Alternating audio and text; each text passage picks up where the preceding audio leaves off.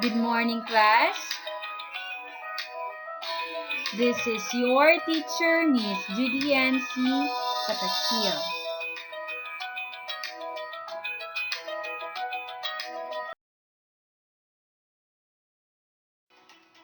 How are you today?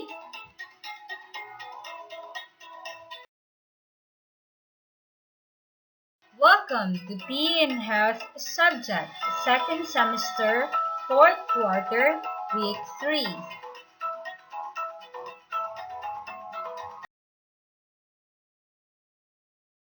Our learning objectives for this morning are, at the end of the lesson, students will be able to describe the nature and background of athletics and identify the different categories or events in athletics.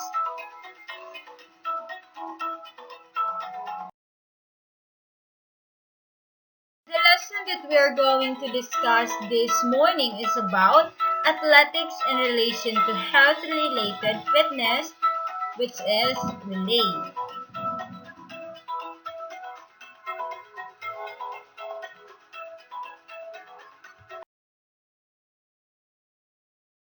So what is relay?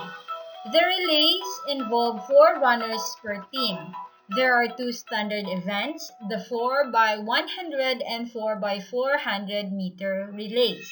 They are both included in local meets in Olympic Games in IAAF World Championships. The first runner in the 4x100 meter relay begins the race in starting blocks. The next 3 runners receive the baton in the 30 meters passing and receiving zone.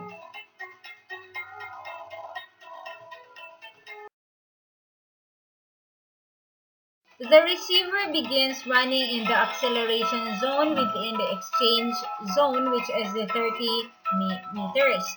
In the relay, runners should not switch hands when carrying the baton.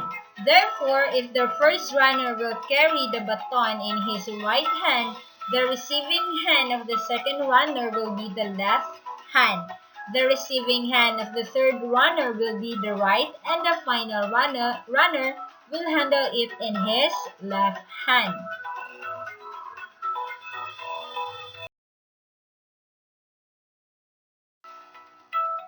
Rules of a relay. A team may be disqualified from a relay for, first, false starting. Second, we have the incorrect baton passing. For 4x400 meter, illegal switching, and then passing of the baton outside the takeover zone. And during the race, an athlete takes or picks up the baton of another team, deliberately impeding, improperly crossing the lane, or in any other way interfering with another competitor.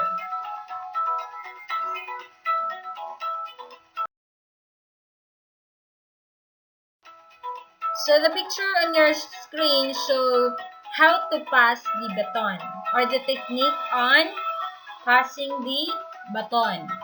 First picture, we have the unsweep technique.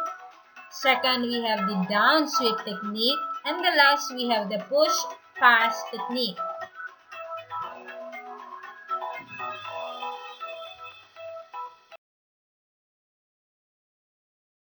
Next, we have the jumping events. Similar to running races, jumping games seem to be part of our childhood life. We tend to see how far and how we can jump and who can do it best. There are 4 athletics jumping events.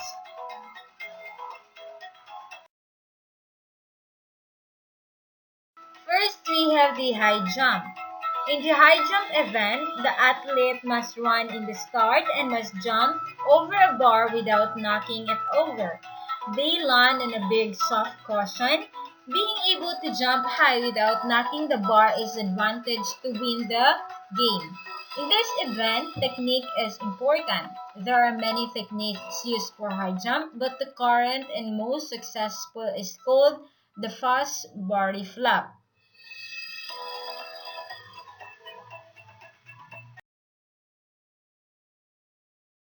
The first body flop technique involves an approach from almost straight ahead, then twisting on takeoff and going over the head first with the back to the bar.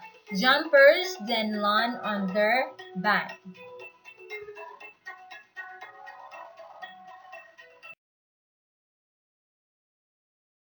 Next, we have the long jump event. Long jump is the least complicated of all field events. It is formerly called broad jumping. Long jump has been a popular athletics event since ancient Greece Olympics. In long jump, speed is the most vital ingredient for a successful jump. Jumpers make their approach down the runway at almost top speed, then plant a foot on the takeoff board and leap into the air.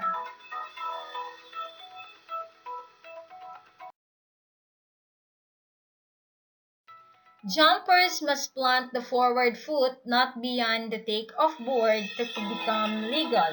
The most popular long jumping style is hitch kick, wherein the runner apparently walks in the air.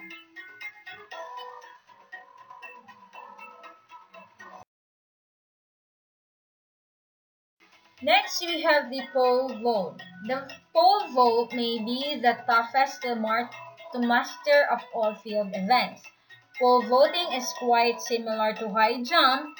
Voters attempt to vault over a crossbar placed on uprights each height. They are given 3 tries and then they land on the large soft mattress for safety.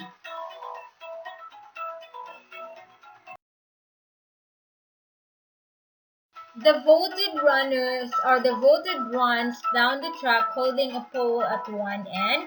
After planting the end of the pole in a metal box in the ground level, the voters propel themselves up and over a high bar using both a jump and a spring to gain height.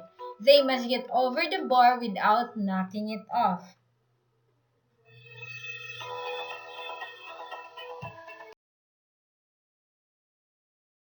Next, we have the triple jump.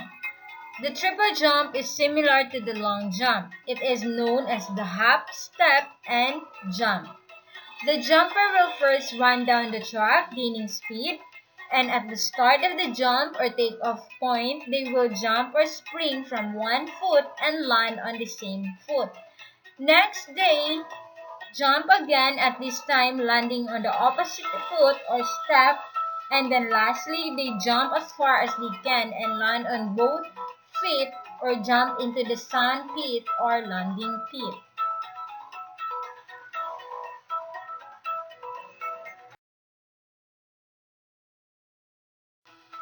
Now let's proceed to the throwing events. It's always fun to see who can throw something the farthest, whether it is a ball or even a rock.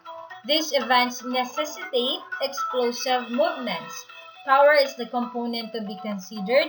Athletic is the place where you can throw stuff for distance as a real sport, or there are 4 major throwing events outlined below.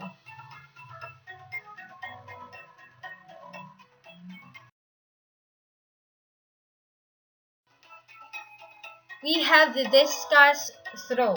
A discus is a plate-like or round disc implement typically made of plastic with a metal rim. It is thrown from a concrete circle that is about 2.50 meters in diameter.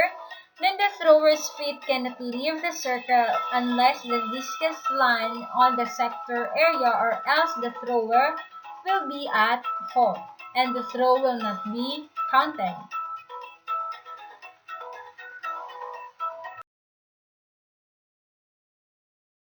To achieve maximum distance in the discus, the thrower shall maintain these 3 components: speed, technique, and strength. The thrower that throws the farthest inside the sector area and without committing any violation wins.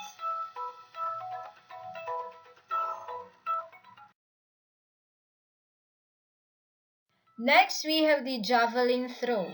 The javelin throw is something like a spear or implement.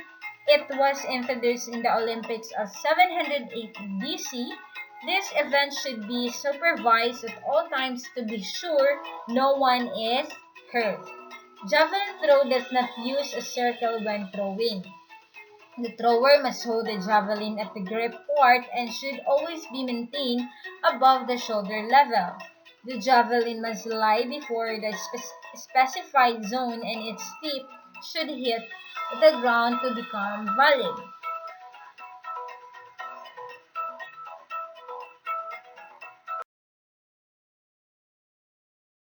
The thrower should maintain his balance until the javelin lands on the ground.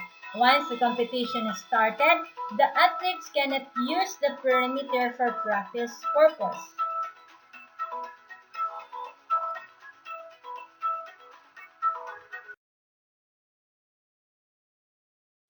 The throw will be considered as foul in the following cases: improper throw of the javelin in the attempt, thrower goes out of the marking line while throwing or continuous motion, the tip of the javelin lies outside the edges of the landing sector, and the thrower who throws farthest inside the landing sector and did not commit any violation wins.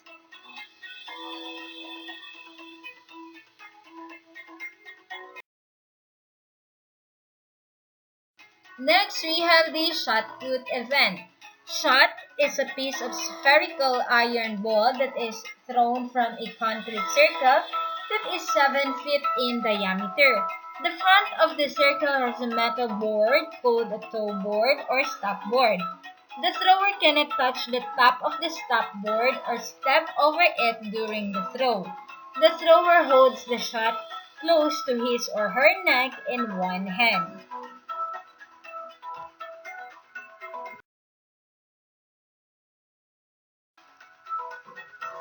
So there are two common throwing techniques. First, we have the slide or glide.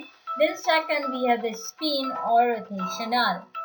The goal is to build momentum and finally push or put the shot inside the sector landing area. The thrower must stay in a circle until the shot has landed or else their throw was invalid. The thrower throws farthest inside the landing sector and without committing any violation wins.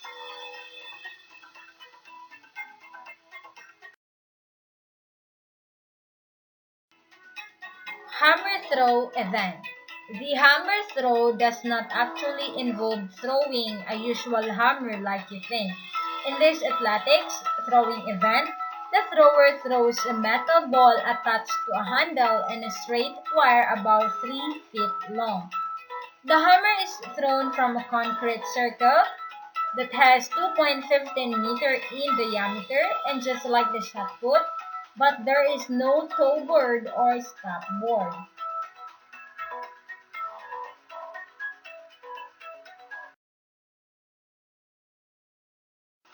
Like the discus and the shot put, the thrower must stay in a circle until the hammer lands. The thrower rotates several times to gain momentum prior to releasing and throwing the hammer, and maintaining balance is important due to the force generated by having the heavy pole at the end of the wire. The thrower that throws farthest without committing any violation wins.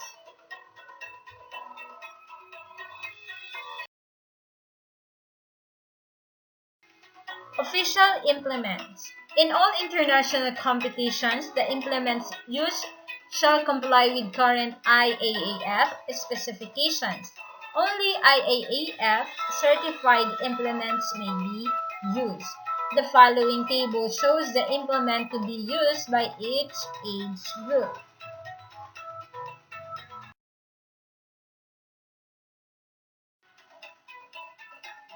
So the picture on your screen shows the implement that should be used of all ages.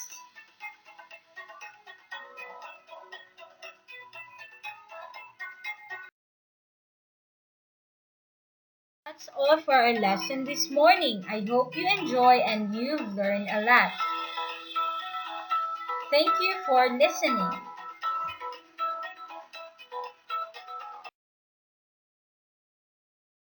For your activity and for your quiz, just follow the GAITF link on your screen.